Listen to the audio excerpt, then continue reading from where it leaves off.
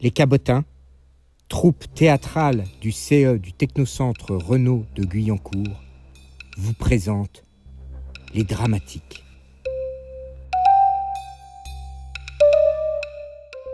En ces temps de confinement et de déconfinement, nous avons trouvé savoureux de laisser nos esprits errer sur les récits journalistiques de Timothée Trim. Trim, vous ne le connaissez pas. Au XIXe siècle, il y a un peu plus de 100 ans, même Victor Hugo se félicitait d'être cité par lui. Il était le journaliste le plus célèbre de France, tirant son petit journal à plus de 200 000 exemplaires.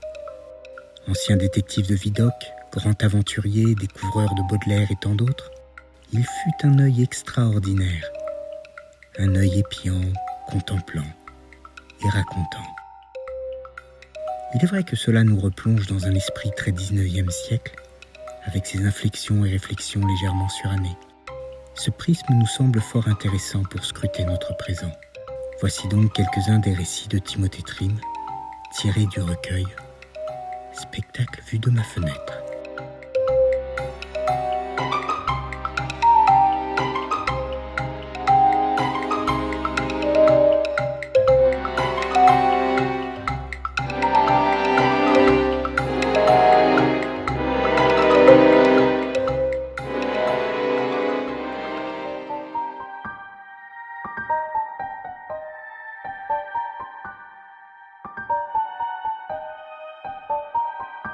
Le nécessaire et le superflu.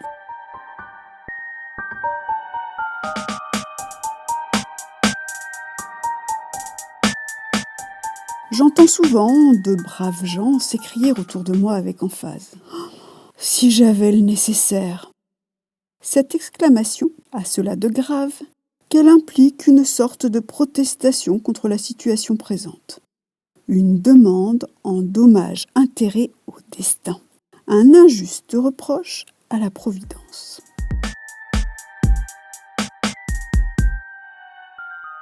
Puisqu'aussi bien les événements marquants nous font défaut aujourd'hui, mon cher lecteur, discutons ensemble ce grand mot, le nécessaire.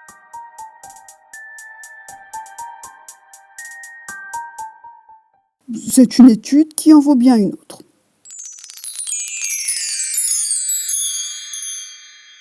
D'abord, a-t-on jamais complètement le nécessaire en ce monde ? Planète de 15e ordre roulant dans l'immensité. Et de quoi se compose le nécessaire proprement dit ?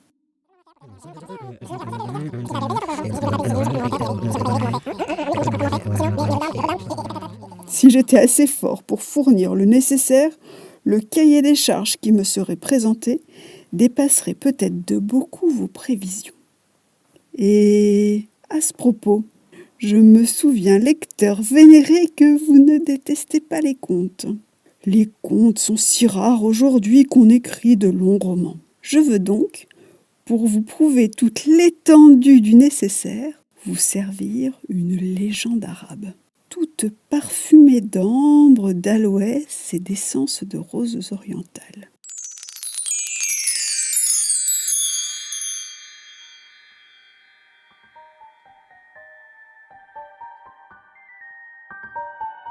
Au temps où le gaz hydrogène n'éclairait pas encore les 1001 nuits arabes, un jeune ouvrier, nommé Adem Daï, traversait de nuit les rues de Bagdad.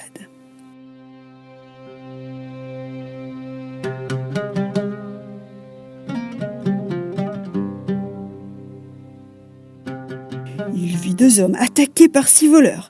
Armé de son bâton, il mit les larrons en déroute et rentra chez lui en se dérobant à la reconnaissance de ceux qu'il avait sauvés. Le lendemain soir, il était assis dans son échoppe. « Quelle misère !» disait-il. « Je travaillais comme un maudit et je n'ai gagné qu'une drachme. Oh Mahomet, si j'avais seulement le nécessaire, je serais plus heureux qu'un grand vizir. » À ce moment-là, on frappa à sa porte. Il ouvrit, étonné qu'on eût besoin de faire raccommoder ses sandales à une heure aussi avancée.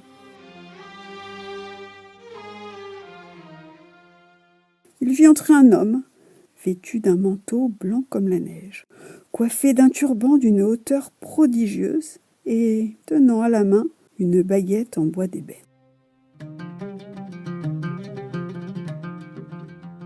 Adem-Daï, dit l'étranger en passant la main dans sa barbe, ne crains rien.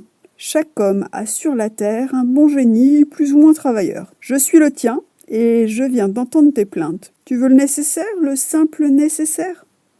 Oh oui, grand génie, dit le savetier. Tu l'auras. Que te faut-il ? Peu de choses. Tous les jours, du riz à discrétion, du bois pour le faire cuire et me chauffer, des vêtements pour me couvrir. Voilà tout. Une dragne par jour assurée. Eh bien, dit le génie en partant, voilà 7 drachmes pour la semaine. Tous les 8 jours, je reviendrai à la même heure. Je t'accorderai le simple nécessaire. Mais je serai perdu pour toi si tu me demandes le superflu.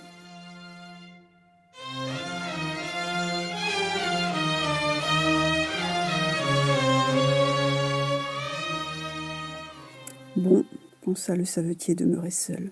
J'ai 7 drachmes, je n'ai jamais été aussi riche. Plus de travail, mon riz de chaque jour est assuré.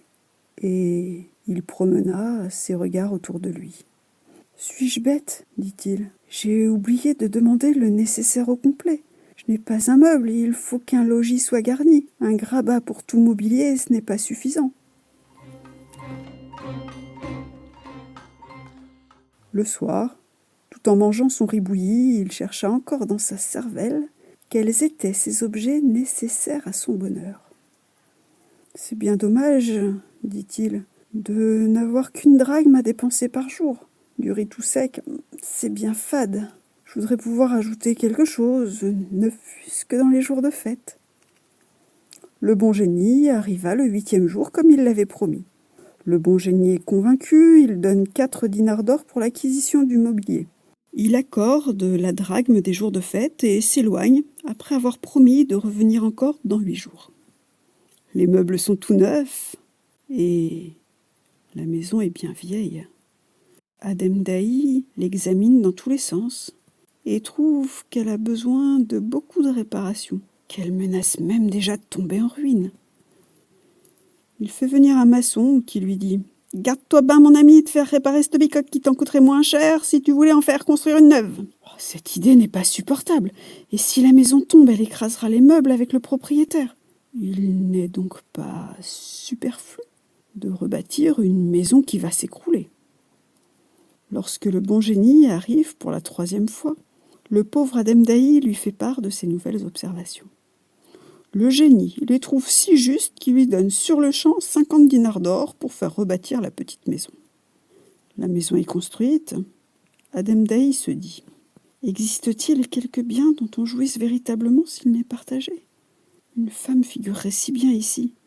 Ma maison me paraîtrait 100 fois plus jolie. » Adem-Daï, qui était flâneur de nature comme un Parisien, avait vu chez un marchand d'esclaves une géorgienne d'occasion, jouant du luth, chantant avec goût, dansant comme une almée.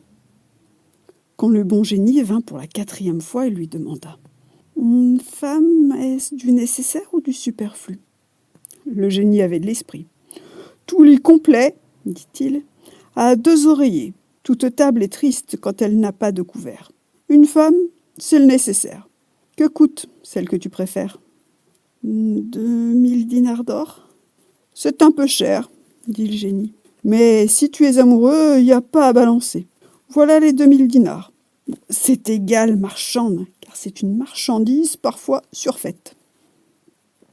Le savetier achète, conduit la belle Acélie à son logis.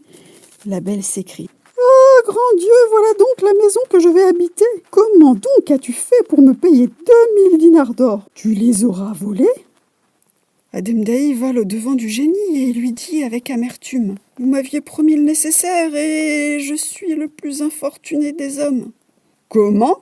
lui répond le génie étonné. « Ne t'ai-je pas donné tout ce que tu m'as demandé ?»« Hélas, oui, c'est moi qui suis un imbécile. Vous m'avez permis de prendre une femme comme une chose nécessaire. Je n'avais qu'une drachme à dépenser par jour, et maintenant la dépense est doublée, puisqu'il était nécessaire que je prisse une femme. N'est-il pas nécessaire qu'elle vive ? » Rien de plus juste, répond le génie. Combien te faut-il donc par jour pour te procurer tout ce dont tu as besoin ? Je n'ai pas encore bien calculé tout cela, mais je crois qu'avec 2 tomans par jour, plus une somme pour nous habiller richement, nous pourrons vivre tous les jours fort à notre aise, mais sans superflu. Bon, s'il ne faut que cela, dit le génie, voilà 20 tomans pour vivre et t'habiller les 8 jours. Quand ce terme sera écoulé, je reviendrai te voir et je m'informerai s'il te manque encore quelque chose pour posséder enfin ce nécessaire que je veux te donner.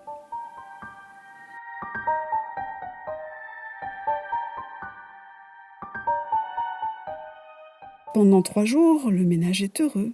Mais un soir, le savetier aperçoit un cavalier qui rôde dans la rue. La jalousie lui mord le cœur. Assez lié sans garde, il n'ose quitter son trésor. « Non, dit-il au génie qui venait pour la 6e fois, je n'ai pas le nécessaire. N'est-il pas nécessaire qu'un homme puisse sortir sans craindre qu'on lui enlève sa femme ?»« Assurément, dit le génie. Eh bien, il me faudrait avoir 6 eunuques. Pour les loger, il me faut une maison entière. J'en ai vu une à vendre pour 15 000 tomans. Va pour la maison. Et je n'ai pas encore demandé le superflu. Je te loue, dit le génie, de ta discrétion. Il me faut encore acheter 2 esclaves pour nettoyer la maison. Nous serons donc 10 personnes à nourrir. Avec ce que vous me donnez, je n'aurai plus...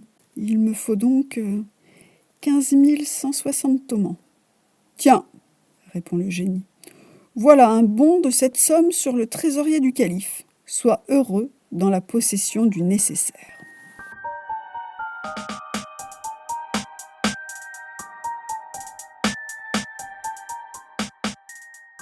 Adem-Daï demanda ensuite des musiciens et des cuisinières pour rendre les politesses des voisins, un harem pour n'avoir pas à subir les caprices d'une seule femme, et une villa pour guérir sa poitrine faible. L'huile de foie de morue n'était pas encore inventée.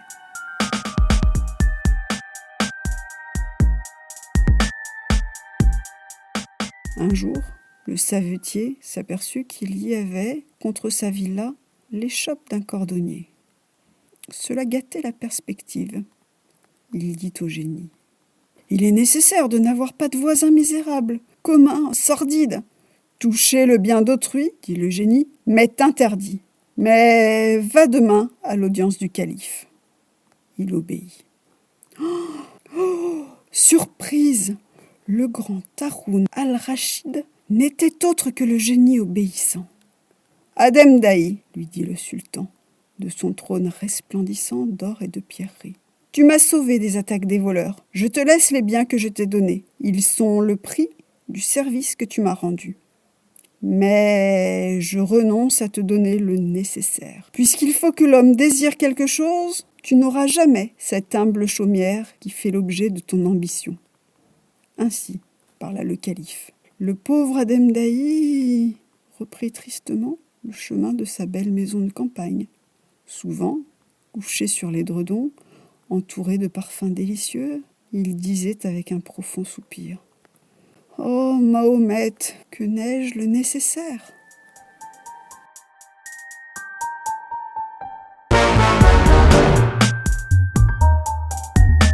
Vous le voyez, lecteur, le nécessaire n'est qu'un mot vide de sens. Et si jamais un génie me venait rendre visite, si jamais un grand souverain me donnait l'objet de mes souhaits, je demanderais le strict superflu.